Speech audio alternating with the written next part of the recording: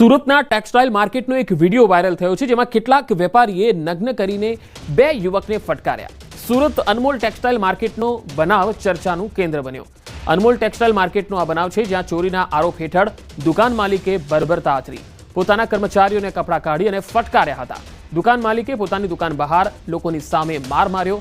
બંને કર્મચારીઓને 3 થી 4 કલાક સુધી ગોંધી રાખ્યા અને દંડા વડે ફટકાર્યા. બે યુવકોને તાલિબાની સજા આપી.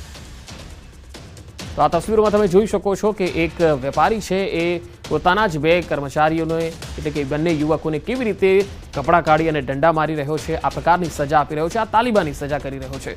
વેપારીએ નગ્ન કરી બંને યુવકોને ફટકાર્યા હતા. અનમોલ ટેક્સટાઇલ માર્કેટનો આ બનાવ છે.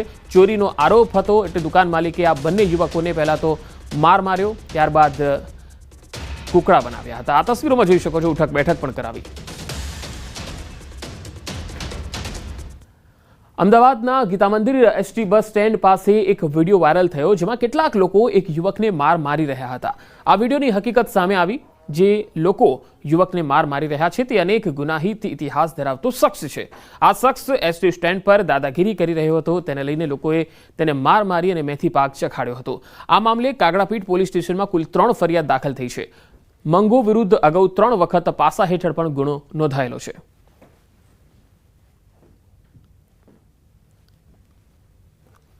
ભાવેશ ઉર્ફે મંગો એસટી કર્મચારીઓ તથા એસટી વિસ્તારમાં જે પણ ત્યાં જાહેર જનતા હતી એમની સાથે વિભત્સ વર્તન કરી રહ્યા હતા અને એમની સાથે બોલાચાલી કરી રહ્યા હતા. જે સંદર્ભે એસટી કર્મચારીઓ દ્વારા તેમને મારવામાં આવેલ. મધ્ય ગુજરાતની સૌથી મોટી હોસ્પિટલની લાલિયાવાડી સામે આવી. સયાજી હોસ્પિટલની વધુ એક લાલિયાવાડી સામે આવી. હોસ્પિટલમાં અચાનક લાઇટ ગુલ થતા અંધારપટ છવાઈ ગયો. આઈસીયુમાં ઓક્સિજન પર રહેલા દર્દીઓની હાલત કફોડી બની. ભર ઉનાળે લાઇટ ગુલ થતા દર્દીઓ ગરમીથી પરેશાન થયા. મોબાઈલની લાઇટના સહારે આ દર્દીઓ બેઠેલા જોવા મળ્યા.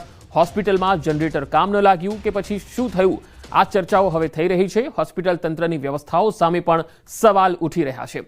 તો વડોદરાની આ તસવીર બે અલગ અલગ અમે આપને બતાવી રહ્યા છીએ. સયાજી હોસ્પિટલમાં આ લાલિયાવાડી સામે આવી છે. મધ્ય ગુજરાતની આ એક મોટી હોસ્પિટલ છે, જ્યાં મધ્ય ગુજરાતના તમામ જિલ્લાઓમાંથી લોકો સારવાર લેવા માટે અહીંયા આવે છે. પરંતુ અચાનક અહીંયા લાઇટ ગુલ થઈ ગઈ. આખી હોસ્પિટલમાં અંધારું છવાઈ ગયું. જે દર્દીઓ આઈસીયુમાં હતા, ઓક્સિજન પર હતા, એ દર્દીઓની હાલત સૌથી વધારે કફોડી બની. એક તો ભર ઉનાળો છે, ગરમીથી લોકો ત્રસ્ત અને દૂર દૂરથી સારવાર માટે આવેલા હોય અને હોસ્પિટલમાં લાઇટ જ ન હોય, અંધારપટ છવાઈ જાય ને એમાં પણ જે લોકો સિરિયસ હોય, આઈસીયુની અંદર ભરતી થયા હોય, એમની તો હાલત જ શું થાય જ્યારે લાઇટ ન હોય. ભર ઉનાળે લાઇટ ગુલ થવાથી દર્દીઓ ગરમીથી પરેશાન થયા. મોબાઈલની લાઇટના સહારે આ દર્દીઓ અહીંયા જોવા મળ્યા. હોસ્પિટલમાં જનરેટર કામ ન લાગ્યું કે શું, આ ચર્ચાઓ પણ થઈ. કારણ કે જ્યારે પણ આ પ્રકારે લાઇટ જતી હોય છે ત્યારે હોસ્પિટલનું પોતાનું પણ એક વ્યવસ્થા હોય છે, જનરેટર હોય છે, જેથી લાઇટ જે છે એ સુચારુ રૂપથી ચાલે. ખાસ કરીને જે ઇમરજન્સી વોર્ડ હોય છે તેમાં લાઇટ ન જાય તેના માટે એક વ્યવસ્થા કરવામાં આવેલી હોય છે. પરંતુ અહીં તો એ પણ વ્યવસ્થા ન જોવા મળી. બધી જગ્યાએ અંધારું જોવા મળ્યું અને થોડી વાર માટે તો જાણે નાસભાગ જેવી મચી ગઈ. લોકોને એવું લાગ્યું કે હવે કરીએ તો કરીએ શું, કારણ કે કોઈ સંભાળવાવાળું કોઈ સાંભળવાવાળું નહોતું. કચ્છના ગાંધીધામમાં આશરે 6 વર્ષ પહેલા ગુમ થયેલ બાળકીની ઘટના મામલે પોલીસ વિરુદ્ધ ગુનો દાખલ કરવા કોર્ટે હુકમ કર્યો.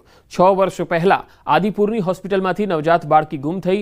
ગુમ થયેલ બાળકીના દાદીને પૂછપરછ માટે બોલાવી ગોંધી રાખ્યા હોવાના આક્ષેપો સાથે કોર્ટમાં ફરિયાદ કરાઈ, જેથી ગાંધીધામના અધિક ચીફ જ્યુડિશિયલ મેજિસ્ટ્રેટ દ્વારા તત્કાલીન એલસીબી પીઆઈ સહિત 4 પોલીસ કર્મચારીઓ સામે ગુનો નોંધવા હુકમ કર્યો છે. PI DV Rana, head constable Pushprajsinh Gohil, head constable Prahladsinh Chudasama, મહિલા કોન્સ્ટેબલ વિમળાબેન ડાભડિયા વિરુદ્ધ કોર્ટે ગુનો દાખલ કરવા હુકમ કર્યો. વડોદરાના બાપોદ પોલીસ સ્ટેશનનો ગુમ થયેલ હેડ કોન્સ્ટેબલ અલ્પેશ વેંજિયા આખરે મળી આવ્યો. ગુમ હેડ કોન્સ્ટેબલ હરિદ્વારથી મળ્યો છે.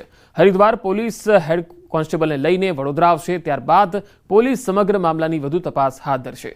આ હેડ કોન્સ્ટેબલ 2 દિવસ પહેલા ચિઠ્ઠી લખીને લાપતા થયો હતો.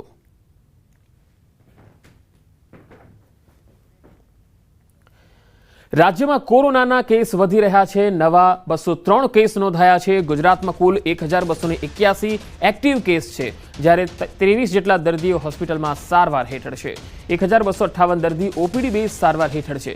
3 દિવસથી નવા કેસોની સંખ્યામાં ઘટાડો થઈ રહ્યો છે, પરંતુ કોરોનાના આંકડા એ છે એ આવી જ રહ્યા છે અને તે ઓછું થવાનું નામ નથી લઈ રહ્યા. અમદાવાદની જો વાત કરીએ તો અમદાવાદ શહેરમાં પણ કોરોના બેકાબૂ થયો છે. છેલ્લા 24 કલાકમાં નવા 169 કેસ નોંધાયા છે. અમદાવાદ શહેરમાં કુલ 859 એક્ટિવ કેસ છે. 24 કલાકમાં 71 લોકો કોરોના મુક્ત થયા છે.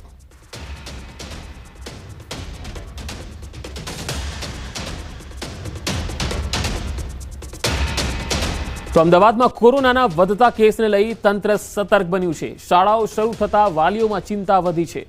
ડોક્ટરોની વાલીઓને સલાહ, કોરોનાના લક્ષણ જણાય તો બાળકોને શાળાએ ન મોકલવા. શરદી, ખાંસી, તાવ અથવા ઝાડાની તકલીફ જણાય તો તાત્કાલિક ડોક્ટરનો સંપર્ક કરવાની અપીલ છે. બીમારીના કોઈ પણ લક્ષણો જણાય તો ડોક્ટરનો સંપર્ક કરવા જણાવાયું છે. ગમે તે બાળકના કોઈ પણ દિવસે શરદી, કફ, ઉધરસ, હેડેક, બોડી એક, ઇવન ઝાડા જેવા કોઈ પણ પ્રાથમિક સિમ્ટમ્સ દેખાતા હોય તો એ પ્રાથમિક સિમ્ટમ્સ ઇગ્નોર ના કરવા જોઈએ અને ડે 1માં જ નિયર બાય કોઈ પણ હોસ્પિટલમાં કે ડૉક્ટરની સલાહ મુજબ ટ્રીટમેન્ટ કરવું જોઈએ. અને આ જે તમારો વાયરલનો ઇન્ફેક્શન છે એ બીજા બાળકમાં નહીં ફેલાય એટલે પોસિબલ હોય તો ઇટ ઇઝ બેટર કે 2 કે 3 દિવસ સુધી ઘરે રેસ્ટ અને આરામ કરવો જોઈએ.